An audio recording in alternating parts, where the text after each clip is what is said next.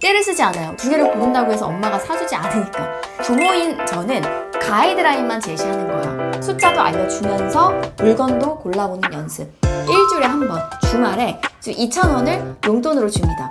좀 저축하는 재미를 붙여보시는 것도 전 추천을 드려요.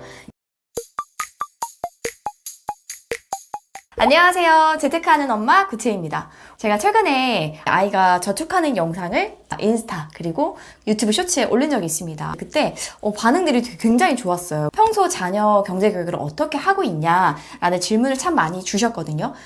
지금 제 아이는 한국 나이로 6세고요. 만 4돌 반이 됐습니다. 이렇게 조그만한 내도 일단 돈을 좋아하고요. 또 매주 용돈을 받고 그 용돈으로도 본인이 아껴서 뭔가를 사고 밖에 나가서도 뭐 더 사달라 막 떼를 쓰거나 들어 눕지 않아요. 내 아이가 특별한 게 아니라 부모인 내가 돈에 관심이 많고 3세 정도부터 꾸준하게 경제 교육을 했거든요. 그런 효과가 아니었나라는 생각이 들어서 오늘 제가 실제로 하고 있는 몇 가지 꿀팁을 좀 세세하게 나눠보려고 합니다.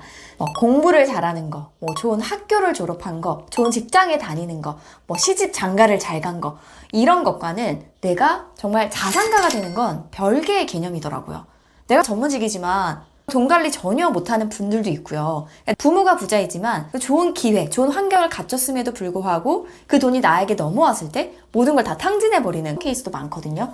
저도 아직은 유아를 키우는 입장에서 제 말이 정답은 아니지만 그래도 이거 해보니까 효과가 굉장히 좋더라 하는 몇 가지를 나눠보도록 하겠습니다.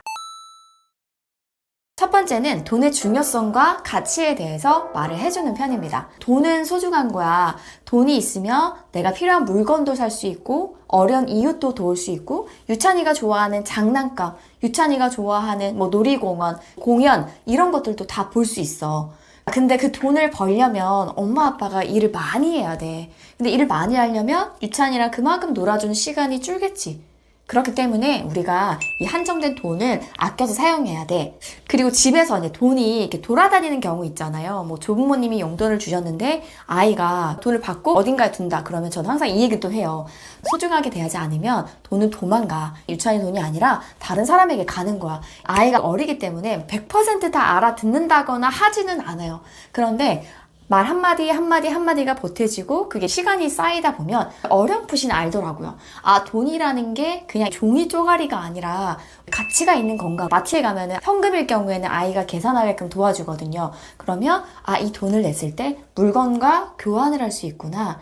이 돈으로 무언가 좋은 걸 할 수 있구나, 경험할 수 있거나 이런 것들을 알게 되더라고요. 근데 이렇게 되려면 결국에는 우리가 돈이 소중하다는 걸 말로만 해서는 안 되고 부모 스스로 그 말에 책임을 지고 소중히 하는 모습을 보여줘야 되잖아요. 그럼 돈이 떨어져 있으면 돈을 주어서 돈은 소중한 거야 하면서 저는 이렇게 빳빳하게 펴요. 그런 다음에 아이가 보는 앞에서 지갑에 깨끗하게 넣는 모습, 저축을 할 때도 마찬가지고 오히려 아이를 가르치면서 부모인 저 스스로도 돈에 대해서 한 번 더 생각하게 되고 또 조심하게 되더라고요. 그리고 돈을 이제 모으기 시작하면서 기부도 지금 이제 3년 넘게 하고 있는데 영화원이나 이런 데 물품 기부를 할 때는 직접 물건을 가져다 줄 수도 있거든요.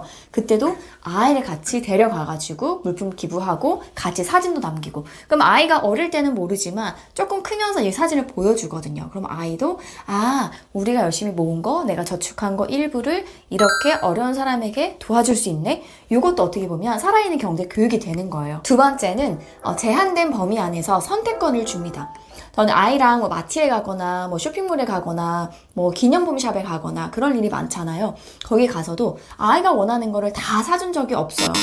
돈이라는 이 자원이 한정적이잖아요. 아이랑 사전에 약속을 해요. 우리 마트에 들릴 건데 오늘은 유찬이가 살 수 있는 거 물건 딱 하나만 살 거야. 혹은 제가 가격대를 정해주기도 해요. 요새 숫자를 알아가는 또 시기고 관심이 있어 해서 2,000원 안에서만 살 수 있어. 이렇게 얘기를 해요. 그러면 가격표 써있으면 같이 보면서 얼마라고 써있지? 숫자도 알려주면서 물건도 골라보는 연습. 나름의 고민을 하면서 물건을 고르더라고요. 떼를 쓰지 않아요. 두 개를 고른다고 해서 엄마가 사주지 않으니까. 아이가 약속을 지키면 당연히 그 물건을 사주는 거고 약속을 지키지 않는다? 손잡고 그냥 나오는 거예요. 근데 이게 반복되면 아이도 이제 알아요.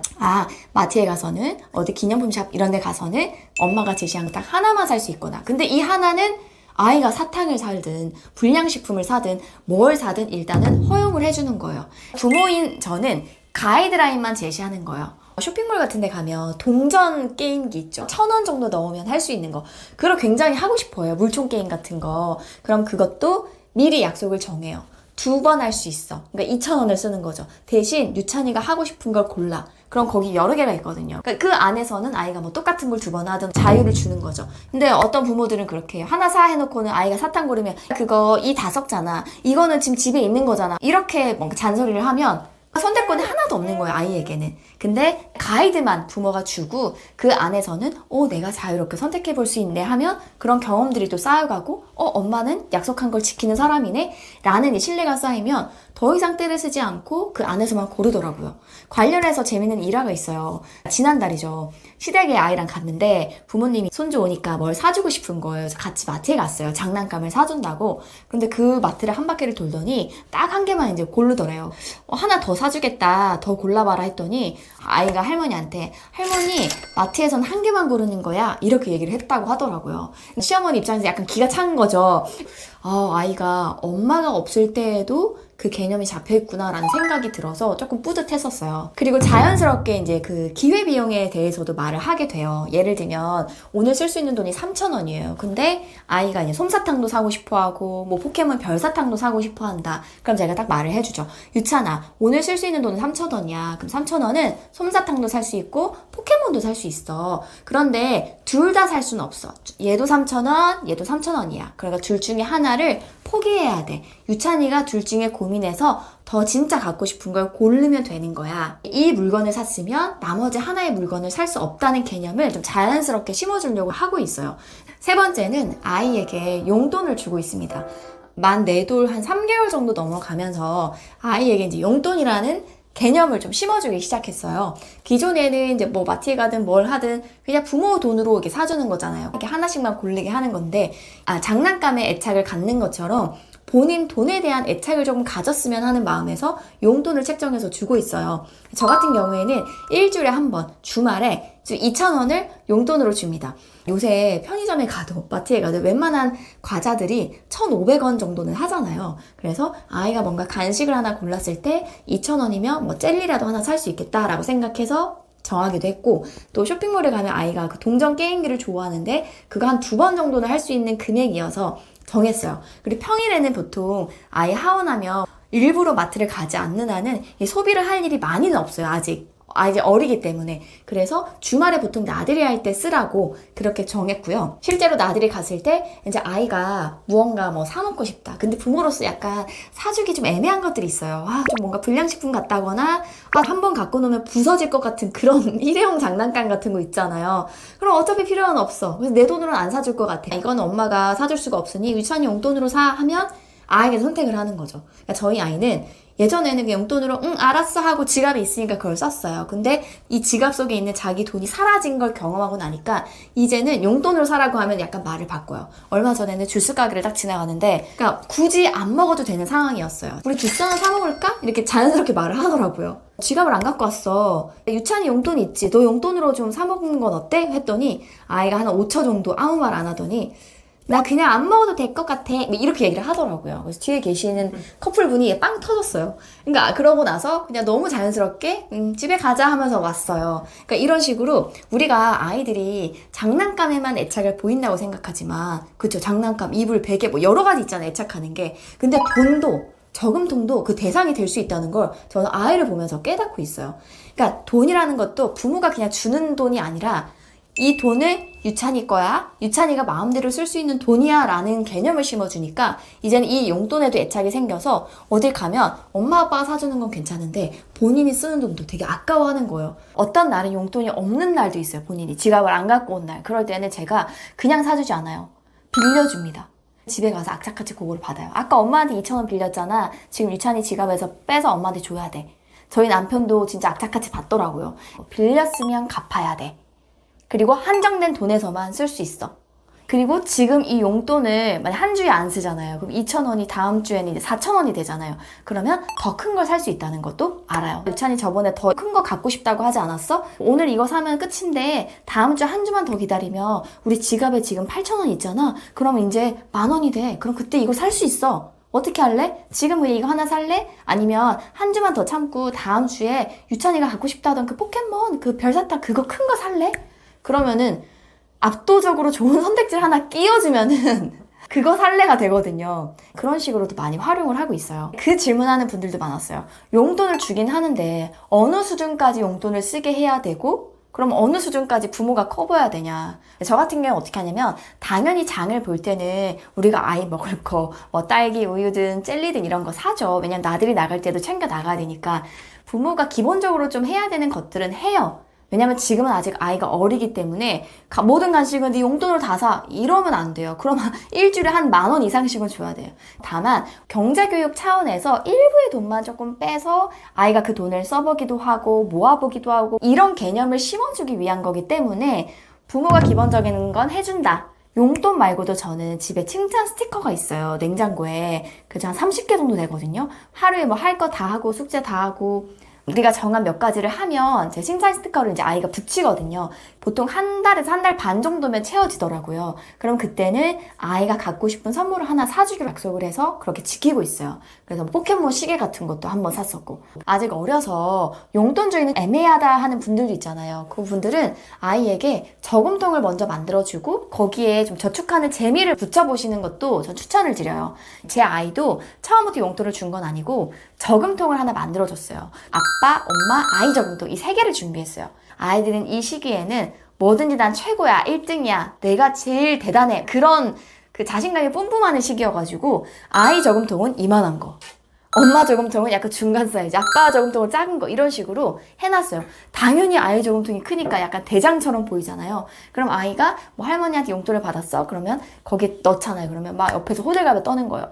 어떡해, 나도 넣고 싶은데 유찬이만 지금 엄청 부자 될 것 같아. 자기야 어떡해, 나는 지금 500원밖에 못 넣었어 막 이러면서. 그러니까 아이가 이 저축이 우리 성인들이 갖고 있는 아이 돈을 차곡차곡 모아서 내가 뭐 차를 사고 집을 사고 이 개념이 아니라 이 저축을 하는 이 행동 자체가 너무 재밌고 엄마 아빠가 되게 부러워하고 내가 뭔가 최고가 된 것 같은 느낌이 들게끔 하는 거예요, 처음에는. 그럼 아이가 계속 이제 비교를 하면서 엄마 이거 봐봐, 내 거는 이만큼 벌써 찼어, 엄마 거는 지금 이거밖에 안 되지 이러면서 엄마 어떡해, 더 열심히 해야 되겠다, 유찬이 진짜 부자 되겠다, 부자 돼가지고 이것도 사고 이것도 사고 이것도 할 수 있겠다, 너무 부럽다, 이런 식으로 얘기를 또 많이 하거든요. 그럼 아이가 일단은 초반 시작에는 거기에도 재미를 붙이고 나중에는 그 플라스틱 저금통이 한번 실수로 깨졌었어요. 그냥 저금통만 딱 사주고는 아니 다른 애들은 이거 사주면 알아서 뭐 저금하던데 너는 왜 안 하냐 이렇게 하지 말고 이 저금도 하나의 놀이로 인식될 수 있게, 그리고 실제로 돈을 모았을 때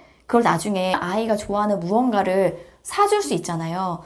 그런 경험들을 아이가 쌓아가야 저축한다는 게 재밌구나라는 걸 느끼게 되는 거죠. 그 다음은 어린이 경제 동화를 읽어주고 있습니다. 우리가 막연히 화폐의 개념, 뭐 교환의 개념, 뭐 주식 이런 거 솔직히 애한테 어떻게 설명할 수가 없잖아요. 이미 성인이기 때문에 아이의 시선에서 좀 쉽게 설명해 주는 게 약간 한계가 좀 있더라고요. 근데 마침 저는 이제 아이 전집을 살 때 소전집을 선택할 수 있었는데 그때 경제 동화가 있었어요. 진짜 아이의 눈높이에 맞춰서 캐릭터가 나와가지고 너무나도 재미있게 설명해 줄 수 있고 오히려 부모로서 이 책을 보면서 힌트도 얻는 거예요. 아, 이 개념은 이렇게 설명해 주면 도움이 되는구나. 아이는 사실 경제동화라고 해서 이게 뭐 어떤 특별한 책이라고 생각하진 않아요. 그냥 본인이 재밌게 보는 그림책 중에 하나라고 생각하기 때문에 저희 아이는 감사하게도 그 경제동화를 되게 재밌어 했고 되게 자주 갖고 왔어요. 그걸 보니까 아이가 이제 막 물건을 사고 파는 거, 막 사장님 놀이를 굉장히 좋아해요. 보통 또래 애들이 뭐 자동차 좋아하고 조금 더 어릴 때는 막 공룡 좋아하고 로봇 좋아하고 이러는데 저희 아이는 뭐 물건 파는 걸 굉장히 좋아해요. 뭐 가격표 같은 것도 붙여놓고, 근데 이런 것들이 다 책에서 또 나오거든요. 그러니까 따라하는 거예요. 본인이 비교적 질린 장난감들 있죠. 이제는 조금 없어도 될 것 같은 장난감을 갖고 와요. 자기 그 테이블에다 놓아요. 그리고 본인의 쭈물락쭈물락 만든 약간 형체를 알 수 없는 그런 작품들도 이렇게 나와요. 그러면서 거기다가 100, 500, 1000 이런 걸 써놔요. 엄마 아빠를 부르더니 이걸 자기가 판다고 사라고 하는 거예요. 그래서 돈을 달라고 하는 거예요. 그러니까 이제 저금도 하겠다, 용돈도 받겠다 하니까 애가 100%는 이해하지 못해도 내가 물건을 사면은 누군가는 사준다라고 생각을 하는 거죠. 그러니까 이것도 저희가 시켜서가 아니라 아이가 책을 통해서, 저희는 이제 그의 부작용으로 이제는 저희 집 현관문이 간판으로 바뀌었어요. 어느 날은 동물병원, 어느 날은 주스 가게, 뭐 이런 걸로 다 붙여 있어요. 오늘 봤는데 아이 책상이 없어진 거예요. 아이가 없어요. 문을 열고 그 현관문 앞에다가 테이블을 가져다 놓고 이제 간판을 하나 붙여놓고 물건들을 가져다 놓고. 여기서 뭐해? 손님은 우문 팔라고 여기에서 기다리고 있어. 있잖아, 여기. 우리 왜? 집에 손님이 와야 돼? 뭐 파는 데예요? 주스 파는데. 얼마예요? 손님들이 안 온다면서 울먹거리고 있는 거예요. 있잖아, 여기서 뭐해? 손님이 안 와. 엄마. 엘리베이터에서 누가 띵 하면은 막 쫓아가요. 거기 가가지고. 그러니까 손님이 오는 줄 알고. 누구 왔어요? 아무도 없잖아요.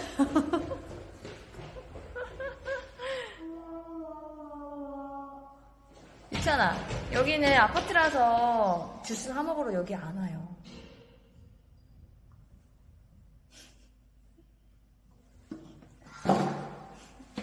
커서 하자. 주스 가게는 이제 커서 진짜 팔아야 되겠다.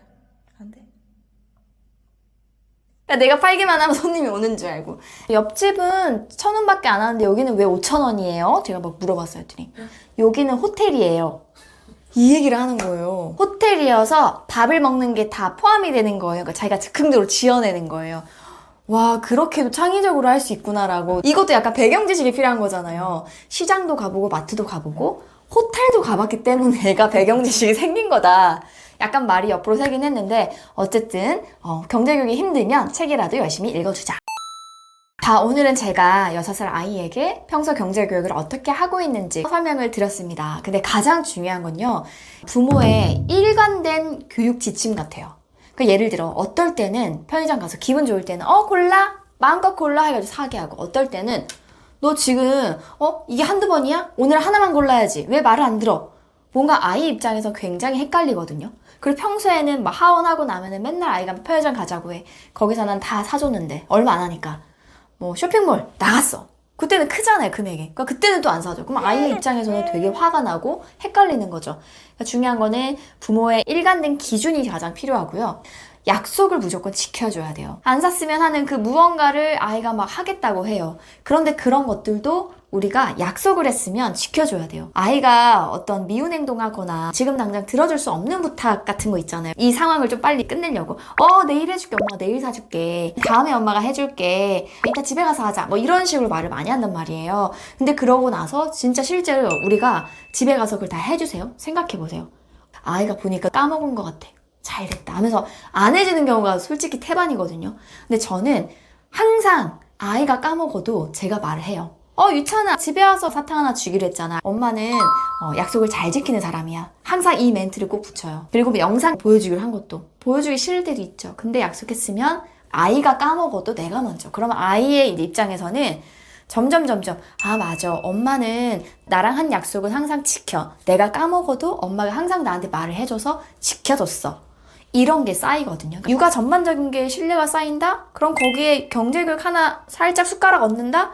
크게 어렵지 않아요. 근데 전반적인 이 생활에서 하나도 규율도 없고 기준도 없고 약속도 어떤 날에 지켰다가 안 지켰다가, 근데 갑자기 경제교육 차이 오늘부터 할 거야, 뭐 이렇게 하면 아이가 듣겠냐고요. 안 하거든요. 제가 어렸을 때 친인척 용돈을 받으면 엄마가 뭐 갖고 있을게 하잖아요. 통장에 돈을 넣어주긴 했어요. 그런데 뭔가 사정이 안 좋거나 하면 제 통장에 있는 돈을 다 꺼내 쓰셨어요. 제가 이제 초등학교 한 9살, 10살쯤 됐을까요? 그때 이제 문득 이런 생각이 드는 거예요. 내 통장에 있는 돈은 내가 쓰지 않으면 부모님이 다 써버리는구나. 그러니까 돈에 있어서는 신뢰가 다 이제 무너진 거지. 그래서 제가 그 어린 나이에 아직도 생각나요. 우체국이었어요. 통장이랑 도장을 가지고 어린 나이에 가가지고 돈 다 꺼내달라고 해가지고 제가 그 탕진한 기억이 있습니다. 내가 쓰지 않으면 부모가 쓸 거라는 생각을 한 거예요. 그러니까 내 아이에게 최소한 그런 부모가 되지는 않아야 되잖아요. 엄마 아빠 미안해요. 어쨌든 뭐 팩트니까 이거는. 근데 제 아는 후배도 실제로 이 얘기를 했었어요. 자기가 경제관념이 없었는데 어릴 때 부모님이 다 썼대요. 그러니까 저랑 똑같아서 저도 깜짝 놀랐거든요. 나한테 들어온 돈을 지금 안 쓰면 누군가가 뺏어간다라는 생각을 강하게 했대요. 그래서 지금도 들어오기 무섭게 그 돈을 계속 쓴다는 거예요. 팀장님 죄송한데 지금 촬영 중인데 이렇게 계속 소리가 너무 웃음소리가 많이 들어요. 진짜 이거 실화예요, 실화. 우리가 어린 시절을 생각했을 때 부모님이 어떻게 내 돈을 관리했는지 생각해 보세요. 그걸 또 내 아이가 나를 그렇게 생각한다고 하면 정말 허투루할 수 없겠죠. 아이는 부모의 거울이다. 솔직히 엄마 아빠가 제대로 된 경제 관념을 갖고 돈을 쓰는 모습만 보여줘도 아이는 어느 정도 따라 할 텐데, 그래도 우리는 이제 지성인들이니까 조금 더 욕심을 내서 이렇게 하는 방법도 있다라고 제가 말씀을 드려봤어요. 우리 아이들은 진짜 돈이 많은 아이가 아니라 돈을 잘 모으고 불리고 컨트롤할 수 있는 아이로 만들어 보자고요. 저는 다음에 또 유용한 정보로 찾아올게요. 여러분 좋아요, 구독 아시죠? 다음에 또 만나요. 안녕.